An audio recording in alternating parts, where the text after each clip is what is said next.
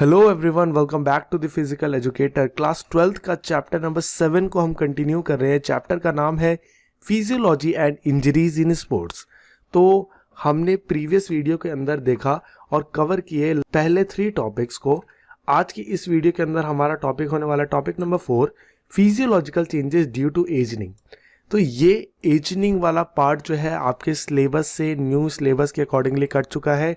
Just हम इसको knowledge purpose के लिए पढ़ेंगे क्योंकि ये बहुत नॉलेज के लिए बहुत अच्छा है। ओके, तो चलिए स्टार्ट करते हैं।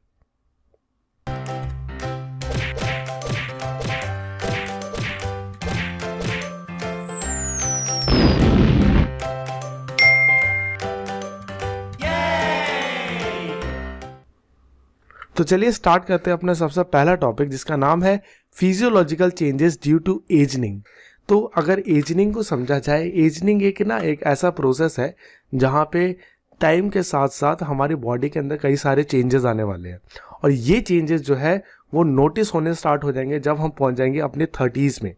ठीक है, 30s के अंदर पहुँचते ही हमारी बॉडी के अंदर जो वो चेंजेस हैं वो बहुत ज़्यादा इफेक्टिव होने लगेंगे। ये ऐसे चेंजेस होते हैं जो कि कंटिन्यूस आता ही रहेगा और ये इरिवर्सिबल है, यानी एक बार आ गया तो हम उससे वापस पीछे नहीं जा सकते।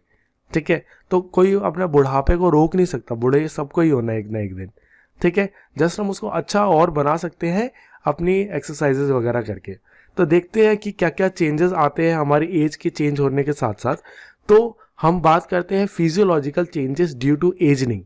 ओके, तो सबसे पहला जो चेंज आता है वो आता है change in muscle size and strength, यानी एक पर्सन का मसल का साइज और उसकी स्ट्रेंथ के अंदर चेंज आना। जैसे ही एक पर्सन 30s के एज में पहुंचता है, धीरे धीरे उसका मसल साइज जो है वो रिड्यूस होना स्टार्ट हो जाता है। ठीक है, और मसल के कम होते के साथ साथ उसका फैट लेवल जो है वो भी बढ़ता रहता है। ठीक है, इसकी वजह से क्या होता है, less amount of muscle means less amount of strength. तो जैसे जैसे उनकी मसल कम होती रहती है, उनकी स्ट्रेंथ के अंदर भी सीवियर डिडक्शन हमें दिखेगा। ठीक है, सेकेंड आता है इसके अंदर change in metabolism and body composition. जैसे जैसे हमारी एज बढ़ती है, हमारी एक्टिविटी जो है वो कम होती चली जाती है, जिसकी वजह से अब हमारी बॉडी जो है कम एनर्जी कंज्यूम करती है जितना कि हम एक यंग एज के अंदर करते थे। ठीक है, जिसकी वजह से होगा क्या, हमारा जो मेटाबॉलिज्म है वो बहुत स्लो हो जाएगा और साथ ही साथ हमारा जो बॉडी का फैट लेवल है वो अगेन बढ़ जाएगा, जिसकी वजह से हमारा पूरा का पूरा बॉडी कॉम्पोजिशन जो है वो चेंज हो जाता है। ओके, नेक्स्ट आता है चेंज इन बोन डेंसिटी। जैसे जैसे हमारा एज के अंदर चेंज आता है वैसे वैसे हमारी बोन डेंसिटी जो है वो भी रिड्यूस होती रहती है। ठीक है, कितना इफेक्टिवली तुम रहोगे, कितना एक्टिव रहोगे अपने बुढ़ापे पे वो डिपेंड करता है कि तुमने अपने जवानी में कितनी मेहनत करी है। ओके, अगर आप प्रॉपर एक्सरसाइजेस करोगे, कंप्रेसिव लोड डालोगे, तो आपकी बोन की जो डेंसिटी है वो बहुत अच्छी होगी और आपको लेटर एजेस के अंदर यानी पूरा बुढ़ापे के टाइम पे दिक्कतें नहीं आएंगी। ओके, नेक्स्ट आता है इसके अंदर change in respiratory system.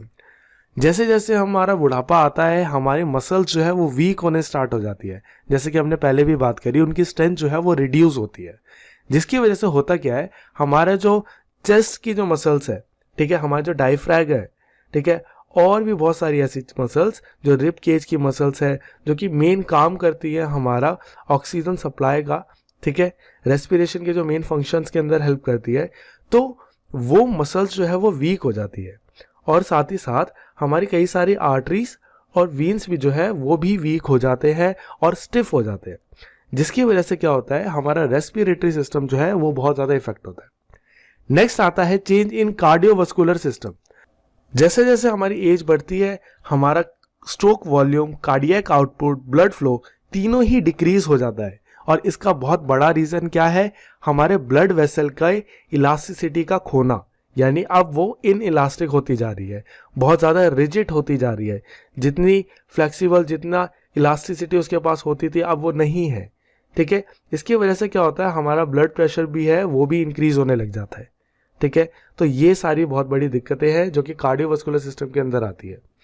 Next आती है इसी के अंदर चेंज इन नर्वस सिस्टम। अगर मैं नर्वस सिस्टम के बारे में बात बताऊं तो जैसे जैसे हमारा एज बढ़ेगा, हमारा जो ब्रेन का वेट है वो भी चेंज होगा। ठीक है, उसका जो जितना बड़ा नेटवर्क होता है ना ब्रेन का, वो भी रिड्यूस होते रहता है, और साथ ही साथ जो ब्लड फ्लो है वो भी डिक्रीज हो जाता है। अब इन चेंजेस को ब्रेन हमारा धीरे धीरे अडेप्ट करता है और नर्व एंडिंग्स जो है उनको कंट्रोल करने का कोशिश करेगा, न्यू पैटर्न्स बनाएगा। लेकिन इसकी वजह से भी ना कई सारी चीज़ें दिक्कतें आने लग जाती है। जैसे कि देखा होगा, बूढ़े लोग जल्दी याददाश्त उतना स्ट्रांग नहीं होता उनका, ठीक है। ये वीक होने का रीज़न ही यही है, क्योंकि जो ब्लड फ्लो, जो नर्वस सिस्टम का जो नेटवर्क था, वो सारा कुछ अब रिड्यूस हो चुका है उनकी एज के बढ़ने के कारण, ठीक है। नेक्स्ट आता है change in gastro intestinal system. Again हमारी बढ़ती एज के साथ हमें कई सारे और भी प्रॉब्लम झेलनी पड़ती है। जैसे कि हमारा जो HCl एसिड जो प्रोड्यूस होता है हमारे स्टमक के अंदर, वो कम प्रोड्यूस होना स्टार्ट हो जाता है। हमारे जो और डाइजेस्टिव एंजाइम्स है, हमारे सलाइवा जो है, उनका जो प्रोडक्शन है वो भी कम हो जाता है धीरे धीरे। इसकी वजह से होता क्या है? इसकी वजह से होता ये है कि हमारा फूड का जो डाइजेशन है वो प्रॉपरली नहीं हो पाता, ठीक है। हमारा फूड का जो एब्जॉर्प्शन है, जो कि हमने डाइजेस्ट कर लिया, अब वो जो एब्जॉर्ब करेगा हमारा बॉडी, वो एब्जॉर्प्शन रेट भी कम हो जाता है। साथ ही साथ जो हमारे ऑर्गन्स होते हैं, जैसे हमारे लिवर, ठीक है, वो खुद को रिपेयर नहीं कर पाता प्रॉपरली, ठीक है। तो ये सारा प्रॉब्लम जो है वो फेस करते हैं ओल्ड एज के people. Changes in urinary system, जैसे देखा होगा आपने, जैसे जैसे एज बढ़ती है ना, तो जितना कंट्रोल होता है उनका यूरिनेशन पे हमारे यंग एजेस के अंदर, उतना कंट्रोल नहीं होता बड़े एजेस के लोगों के साथ। क्यों? क्योंकि जितना स्ट्रांगली मसल कॉन्ट्रैक्ट कर पाते थे पहले ताकि हम अपना यूरिनेशन को कंट्रोल कर सके, अब वो इतना स्ट्रांग कॉन्ट्रैक्शन नहीं हो पाता मसल के अंदर, और वो अपना यूरिनेशन को भी नहीं रोक पाते। जिस रेट से ब्लड फिल्टर करता था हमारा किडनी, अब वो रेट से फिल्टर भी नहीं करता, जिसकी वजह से वेस्ट जो है हमारे ब्लड के अंदर फ्लो करता ही रहता है, ठीक है, जो कि लॉन्ग टाइम के अंदर दिक्कत देने वाला है। शॉर्ट रन के अंदर तो उनको कोई भी प्रॉब्लम नहीं होगा। आगे आता है इसके अंदर चेंज इन फ्लेक्सिबिलिटी। अगेन जैसे जैसे हमारा एज बढ़ेगा, हमारा जो टेंडेंस है, लिगामेंट है, जो हमारे जॉइंट कैप्सूल्स है, उनका सबका इफेक्ट पड़ेगा हमारी एजनिंग की वजह से, ठीक है। वो उनकी सबकी कैपेबिलिटीज़ जो है वो कम हो जाएगी। जितना स्ट्रेच हो पाती थी, जितना इलास्टिसिटी होता था, जितना फ्लेक्सिबिलिटी होता था, जितने फ्रीली जॉइंट मूव करते थे, वो सारा कुछ ही रिड्यूस हो जाएगा। चलिए आगे बात करते हैं चेंज इन सेंसेस। अगर मैं बात करूं सेंसेस के, तो हमारे मेनली 5 सेंस ऑर्गन्स होते हैं, ठीक है, और हमारे 5 सेंसेस होती है। तो मेनली हम बात करेंगे इन 4 सेंसेस की, जो कि है vision, hearing, taste and smell. तो इन चारों ही सीजन के अंदर इम्पेयरमेंट देखने को मिलेगा ओल्ड एज के पीपल के अंदर, ठीक है। उनका विजन खराब हो जाता है, जो कि हमने नोटिसेबल होता है। जो भी हमारे ओल्ड एज के पीपल होते हैं उनको बड़े बड़े चश्मे लगे होते हैं, ठीक है।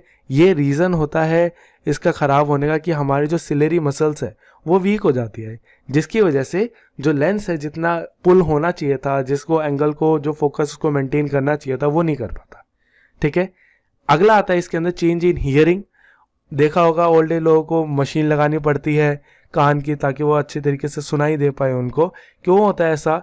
क्योंकि जैसे जैसे एज बढ़ेगा अगेन हमारी जो मसल्स है वो वीक हो जाएगी और प्रॉपरली काम नहीं करेगी।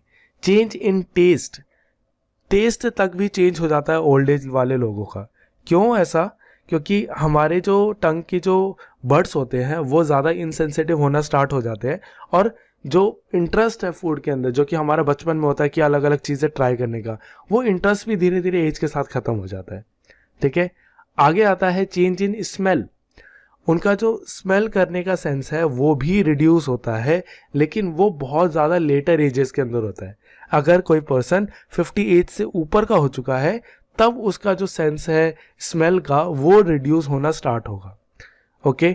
और अगेन ये सारा डिपेंड करता है पर्सन टू पर्सन, ओके। तो ये नॉर्मली चेंजेस है, फिजियोलॉजिकल चेंजेस है, जो कि ओल्ड एज वाले लोगों को देखनी पड़ती है। तो बस इतना ही था इस वीडियो के अंदर। जो नेक्स्ट वीडियो होगा वो रेलिवेंट होगा आपके सिलेबस के अकॉर्डिंगली, तो सब्सक्राइब करें चैनल को, और हम अगले वीडियो के अंदर बात करेंगे स्पोर्ट्स इंजरीज़ के बारे में। So thank you so much.